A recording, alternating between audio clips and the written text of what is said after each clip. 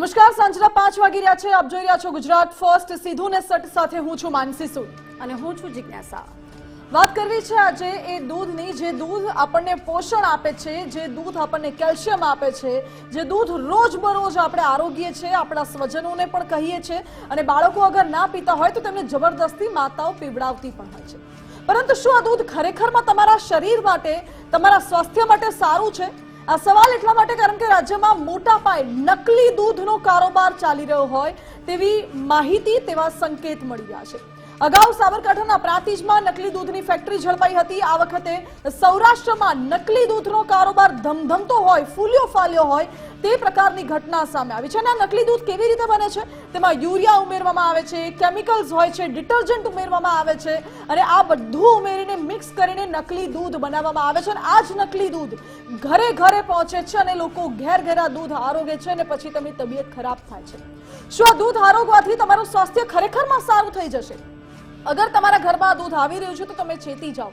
કેવી રીતે તમે ઓળખી શકશો કે તમે જે દૂધ આરોગી રહ્યા છો એ નકલી છે કે અસલી? અને નકલી દૂધ છે તો પછી એ નકલી દૂધથી તમારા સ્વાસ્થ્યને કેટલું મોટું નુકસાન છે, તમારા સ્વજનોના સ્વાસ્થ્યને કેટલું ગંભીર પરિણામ ભોગવવું પડી શકે છે આ નકલી દૂધનું, તેના વિશે આજે વાત કરવી છે. વિદ્યાર્થી નેતા યુવરાજસિંહે મોટો ખુલાસો કર્યો છે કે અહીં એક ગામમાં કે જ્યાં કોઈ ગાય નથી, જ્યાં કોઈ બકરી નથી, ત્યાં આટલા મોટા પ્રમાણમાં દૂધ કેવી રીતે ઉત્પાદન થતું હોય? જ્યારે આ બાબતે તપાસ કરવામાં આવી તો ખુલાસો થયો કે અહીં તો આખે આખું નકલી દૂધનો કારોબાર ધમધમી રહ્યો છે. આ નકલી દૂધ બનાવવા માટે ઘણા બધા કેમિકલ્સ, યુરિયાનો ઉપયોગ થતો હોય છે, ડિટર્જન્ટનો ઉપયોગ કરવામાં આવે છે અને પછી આ નકલી દૂધ ઘરે ઘરે પહોંચાડવામાં આવે છે અને લોકો તેને અસલી સમજીને આરોગ્ય પણ છે. આ જ નકલી દૂધના કારણે કેન્સર જેવી બીમારીઓ થાય છે, ત્વચાની બીમારીઓ થતી હોય છે, લીવર ફેલ થઈ જતું હોય છે, હાર્ટ ફેલ થઈ જતું હોય છે, બીપીની સમસ્યા થઈ શકે છે, ગર્ભવતી મહિલાઓને ગર્ભપાત થવાનો પણ આશંકા રહેલી છે. આટલી અઢળક સમસ્યાઓ થઈ રહી છે. શું આ દૂધ ખરેખરમાં તમારા સ્વાસ્થ્ય માટે સારું છે ખરું?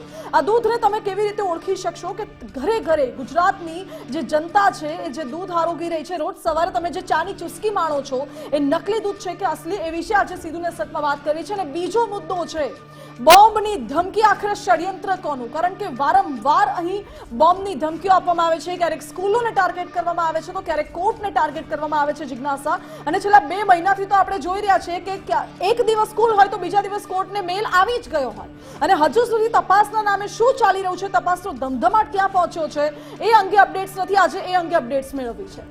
બિલકુલ, એટલે બંને મુદ્દા છે એને આજે સીધું ને સટમાં એટલા માટે લીધા છે. એક તો તમારા આરોગ્યને અનુલક્ષીને વાત જ્યારે નકલી દૂધની થઈ રહી છે, તમને કોઈ ફાયદો તો નથી જ કરાવવાનું, પરંતુ હા ચોક્કસથી તમને ગંભીર બીમારીઓ નોતરી શકે છે જો તમે આ નકલી દૂધ પીવો છો તો. જેમ બીજા મુદ્દાની કરીએ કે અત્યાર સુધી છેલ્લા 2 મહિનામાં આપણે જોયું કે રાજ્ય સહિત દેશભરની અલગ અલગ મોટી સ્કૂલોમાં બોમ્બથી ઉડાવી દેવાની ધમકીઓ મેઇલ મારફતે મળી છે. ત્યાર પછી અત્યાર સુધીની તપાસમાં કોઈ જ વસ્તુ સામે નથી આવી કે કોઈ પણ વ્યક્તિએ ઈરાદાપૂર્વક કરેલું છે, કોઈ આતંકી કનેક્શન હોય એવું પણ તપાસમાં ક્યાંય નથી ખુલ્યું. પરંતુ ફરી એક વખત આજે એવું થયું કે રાજ્યની અલગ અલગ જિલ્લાઓમાં હોસ્પિટલો અને કોર્ટને ટાર્ગેટ કરવામાં આવી છે અને બોમ્બથી ઉડાવી દેવાની ધમકી મળી છે. દર વખતની જેમ ધમકી મળી છે એટલે સાવચેતી તો રાખવી જ પડે ને, એટલા જ માટે તરત બોમ્બ સ્ક્વોડ છે, ડોગ સ્ક્વોડ છે, ઘટના સ્થળે પહોંચ્યું. કોર્ટ સંકુલમાં જે કાર્યવાહી ચાલી રહી હતી અને પણ રોકી દેવામાં આવે છે અને તપાસ કરવામાં આવે છે. કોઈ પણ શંકાસ્પદ વસ્તુ ત્યાંથી નથી મળી આવી.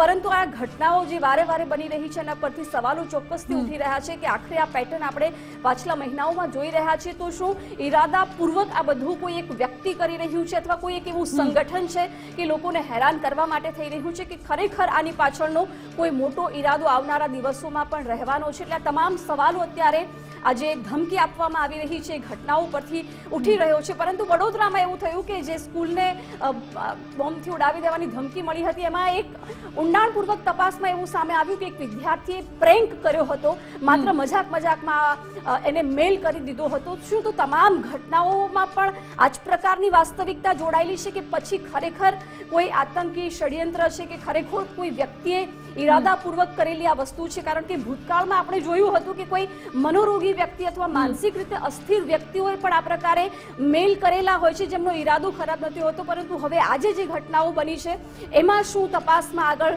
થાય છે એ પણ જોવાનું રહેશે. બિલકુલ, એટલે આ બંને મુદ્દાને લઈને વિસ્તારથી વાત કરવી છે. સૌથી પહેલા નજર કરવી છે એ દૂધના મુદ્દા પર કે જે દૂધ ઘરે ઘરે તો પહોંચે છે પરંતુ તમારા સ્વાસ્થ્યને નુકસાન ચોક્કસ કરાવે છે. વિદ્યાર્થી નેતા યુવરાજસિંહે મોટો ખુલાસો કર્યો છે નકલી દૂધના કૌભાંડનો પર્દાફાશ થયો છે જિજ્ઞાસા? બિલકુલ, વિદ્યાર્થી નેતાએ નકલી દૂધના કૌભાંડનો પર્દાફાશ કર્યો છે. જેતપુરના વડિયા ખાતેથી 10,000 જેટલું નકલી દૂધનું ટેન્કર ઝડપાયું છે. આ પહેલા હજુ તો 15 દિવસ પહેલા જ આપણે વાત કરી રહ્યા હતા, સાબરકાંઠાના પ્રાંતિજ ખાતે મોટી મશીનરીઓ સાથે આખા કાળા દૂધનો કારોબાર ચાલતો હતો અને હવે સૌરાષ્ટ્ર ઝોનમાં પણ જ્યારે આ વસ્તુ પકડાય છે એટલે સમજી શકાય છે કે રાજ્યમાં તરફ અત્યારે તમારા આરોગ્ય સાથે છેડછાડ કરતું નકલી દૂધ ફૂલી ફાલી રહ્યું છે અને બેફામ રીતે તેને બનાવવામાં આવી રહ્યું છે. લોકોના સ્વાસ્થ્ય સાથે કેવા ગંભીર ચેડા કરી રહ્યા છે એની કોઈ જ પરવાહ કર્યા વગર માત્ર ને માત્ર કદાચ આજે માફિયાઓ છે એમને પૈસા કમાવવામાં જ રસ છે એ પ્રકારનું તો ચોક્કસથી સાબિત થઈ રહ્યું છે. પરંતુ હા, સવાલ માનસી લોકોના સ્વાસ્થ્ય સાથે દૂધને તમે પોષણયુક્ત ખોરાક માનો છો, પરંતુ એ દૂધ કેન્સર જેવી ગંભીર બીમારીઓને પણ રોતરી શકે છે. સૌથી મોટી વાત, યુવરાજસિંહે જ્યારે અહીં તપાસ કરી, યુવરાજસિંહે એવું કહ્યું, આ યુવરાજસિંહનો દાવો છે કે જ્યારે આ દૂધનું ટેન્કર અમે ઝડપ્યું ત્યારે અમારી ઉપર હુમલો કરવામાં આવ્યો છે અને યુવરાજસિંહ ઉપર હુમલો થયો. જો કે હજુ સુધી યુવરાજસિંહે આ મામલે પોલીસ ફરિયાદ કેમ નથી નોંધાવી એ પણ એક સવાલ ઉઠી રહ્યો છે. હાલ તો યુવરાજસિંહ સારવાર હેઠળ છે, પરંતુ જ્યારે ગુજરાત ફર્સ્ટ ટીમે યુવરાજસિંહ સાથે વાત કરી તો તેને આખી ઘટના વર્ણવી કે કેવી રીતે આ નકલી દૂધની તેમને જાણ થઈ હતી, તેમને કેવી રીતે આ નકલી દૂધનો પર્દાફાશ કર્યો અને તેમના ઉપર હુમલો કરવામાં આવ્યો. સૌથી પહેલા એ સાંભળીએ. ગઈકાલે જે યુવરાજસિંહ માથે જે હુમલો થયો હતો તેને લઈને યુવરાજસિંહ છે જે લોકોને જે ઈજા થઈ છે તેની મુલાકાતે આવ્યા છે, ત્યારે યુવરાજસિંહ સાથે વાત કરીશું. શું કહેશો યુવરાજસિંહ, જે લોકોને ઈજા થઈ છે તેને લઈને આપ જેની મુલાકાતે આવ્યા છો? સૌપ્રથમ તો આ જેતપુરની દયનીય પરિસ્થિતિ હું વાત કરવા માંગુ છું, કેમ કે અમે આશા અને અપેક્ષા સાથે અમારી ઉપર જે વ્યક્તિ ઉપર હુમલો થયો એ વ્યક્તિને અમે સરકારી હોસ્પિટલમાં લઈને આવ્યા. અમને હતું આનું યોગ્ય નિદાન થશે અને એ યોગ્ય નિદાનના આધારે એની સારવાર થશે. હવે યોગ્ય નિદાન ક્યારે થાય કે જ્યારે સંસાધનો હોય.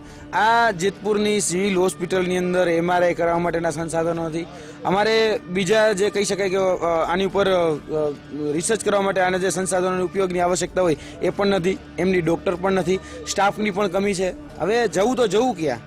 આજે જ્યારે હોસ્પિટલમાં હતા ત્યારે અમને પછી લખી દેવામાં આવ્યું છે કે હવે તમે જુનાગઢ જતા રહો અથવા તો તમે રાજકોટ જતા રહો, જે સિવિલ હોસ્પિટલ છે ત્યાં આનો જે પ્રાથમિક રિપોર્ટ છે એ ત્યાં કરી આપશે. હવે અહીંયા પ્રાથમિક રિપોર્ટ સુદ્ધા નથી થતો તો કરવાનું શું? અને બીજી વાત કે અમારા જે સાથી મિત્ર છે દિલુજી ઠાકોર, એની પર ખરેખર ગંભીર ઈજા થઈ છે.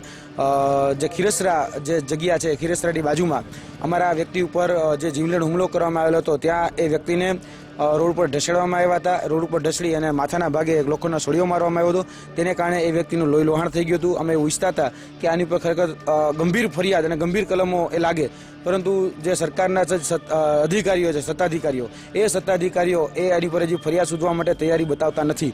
અમે ઈચ્છીએ છીએ કે આની પર જીવલેણ હુમલાની 307 જે કલમ છે એ 307 કલમ લગાડવામાં આવે અને આ જે અધિકારીઓ છે એ અધિકારીઓ પણ અમને કોઓપરેટ કરે. પરંતુ અધિકારીઓ જે છે એ અમારા જે સાથી મિત્ર છે એને ધમકાવી રહ્યા છે. ગઈકાલે રાતે પણ સિવિલ હોસ્પિટલની અંદર જે ઉચ્ચ અધિકારીઓ જેને કહીએ એ ઉચ્ચ અધિકારીઓ આવ્યા હતા. અમારા જે સાથી મિત્ર જે દિલુજી ઠાકોર છે એને ધમકાવવામાં આવ્યા છે, એને ડરાવવામાં આવ્યા છે અને એવું કહેવામાં આવ્યું છે કે અમે કઈ એ જ તારે લખાવાનું છે અને અમે જે કહીએ એની ઉપર તારે સાઇન કરી દેવાની છે. પરંતુ અમારા દિલુજી ઠાકોર એ મજબૂત મનોબળવાળા વ્યક્તિ હતા, તો એને એ લખવા દેવાની ના પાડી દીધી. એને ફોન કરીને જાણ પણ કરેલી કે પોલીસ અમને પ્રેશર કરી અને નિવેદન મારી તોડી મચોડીને બીજું લખાવવા માંગે છે. તો આ ખરેખર ગંભીર સવાલો આ વ્યવસ્થા તંત્ર ઉપર અને પ્રશાસન તંત્ર ઉપર ઉઠી રહ્યા છે કે ભાઈ આ રીતનું વર્તન એ કોના ઈશારે અને કોના મારફતે કરવામાં આવે છે. યુવરાજસિંહ, ખાસ કરીને બીજી વાત કરવા જઈએ કે જે આ દૂધનો રિપોર્ટ છે તે શું આવ્યો છે, કે તમે જે રિપોર્ટનું કીધું કે એ બાબતે શું કહેશો?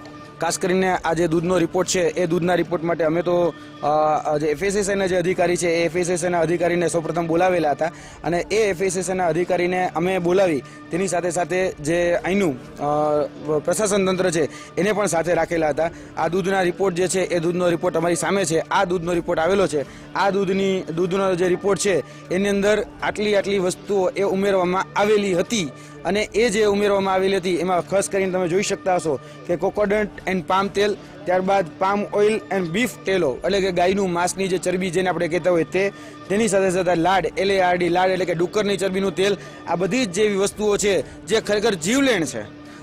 સૌથી વધારે જે હાર્ટ એટેકના કેસ વધી રહ્યા છે, સૌથી વધારે ગુજરાતની અંદર જે કેન્સરના કેસ વધી રહ્યા છે, એનું જો કોઈ મુખ્ય કારણ હોય તો એ લાડ અને બીફ ટેલો છે. કે આ બીફ ટેલો અને લાડની જે ચરબી હોય, એટલે કે આપણે જે ફેબ્રિકેટેડ જેને ચરબી કહીએ, ફેબ્રિકેટેડ ચરબીના કારણે આ બધી જ જે વસ્તુઓ છે એના કારણે અત્યારે આ જીવલેણ હુમલાઓ, નાના તમે પણ જોયું હશે કે 20-22 વર્ષનો જુવાન જો દીકરો હોય અને એને હાર્ટ એટેક આવી જાય, કેન્સર જેવી ગંભીર બીમારીઓ આવી જાય તો એના જવાબદાર આ કારણો છે. એટલે આ જે પ્રાથમિક રિપોર્ટ અમારી પાસે આવ્યો છે, હજી સુધી એની પણ એફઆઈઆર ખરેખર વડિયા પોલીસ સ્ટેશન લખવી જોઈએ, પણ વડિયા પોલીસ સ્ટેશન હજી સુધી એની એફઆઈઆર નોંધી નથી. ગંભીર ઈજા થઈ છે એની એફઆઈઆર પણ નોંધવી જોઈએ, હજી સુધી એની એફઆઈઆર પણ થઈ નથી. આ હતા યુવરાજજી કે જે રિપોર્ટ છે તે આવી ગયો છે. અલગ અલગ પ્રકારની જે વસ્તુઓ છે તે ભેળવવામાં આવતી હતી, તેને લઈ અને કહી શકાય કે આ દૂધ બનાવવામાં આવતું હતું. તમામ જગ્યા ઉપર સરકારી જે મંડળી છે ત્યાં આ દૂધ છે તે પહોંચાડવામાં આવતું હતું, તેને લઈને તેનો વિરોધ કરવામાં આવ્યો છે. હજી સુધી યુવરાજજીની છે તે ફરિયાદ છે તે પણ ક્યાંય નોંધાવવામાં નથી આવી, તેને લઈને યુવરાજજી છે વહેલી તકે ફરિયાદ નોંધાય તેવી પણ માંગણી કરી રહ્યા છે. જે ઈજા છે તે વધુ થઈ છે અને હાલ જે સારવાર માટે જેતપુર સિવિલ હોસ્પિટલમાં જે છે તેને રિફર કરવામાં આવે છે અને જૂનાગઢ લઈ જવામાં આવે છે. હવે વહેલી તકે ફરિયાદ નોંધાય એવી આશા છે તે યુવરાજસિંહ રાખી રહ્યા છે. હરેશ ભાલિયા, ગુજરાત ફર્સ્ટ, જેતપુર. આરોપ પ્રત્યારોપની લડાઈ થઈ રહી છે. યુવરાજસિંહે દાવો કર્યો છે કે અમે અહીં તપાસ કરવા માટે ગયા હતા અને એ બાબતે ટ્રેક્ટર ઊભું રાખ્યું હતું અને અમારી ઉપર હુમલો થયો છે. બીજી બાજુ ટ્રેક્ટર ચાલક પોતાનો બચાવ કરે છે અને કંઈક અલગ નિવેદન આપે છે. જો કે આરોપ પ્રત્યારોપ પહેલા શું છે એ સમજીએ અને પછી દૂધનો મામલો. કાલે જે ડેરીમાં કહી શકાય કે જે દૂધનો ટેન્કર પકડવામાં આવ્યું, જે ટાંકો પકડવામાં આવ્યો તે યુવરાજસિંહ દ્વારા પકડવામાં આવ્યો હતો. તેના ડ્રાઈવર આપણી સાથે છે, તેની સાથે વાત કરીશું. શું ઘટના હતી, શું કહેશો, તમારું નામ શું, અને આ જે ટાંકામાં તમે ડ્રાઈવર કરી રહ્યા હતા ત્યારે કઈ રીતે પકડવામાં આવ્યો, શું આખી ઘટના શું હતી?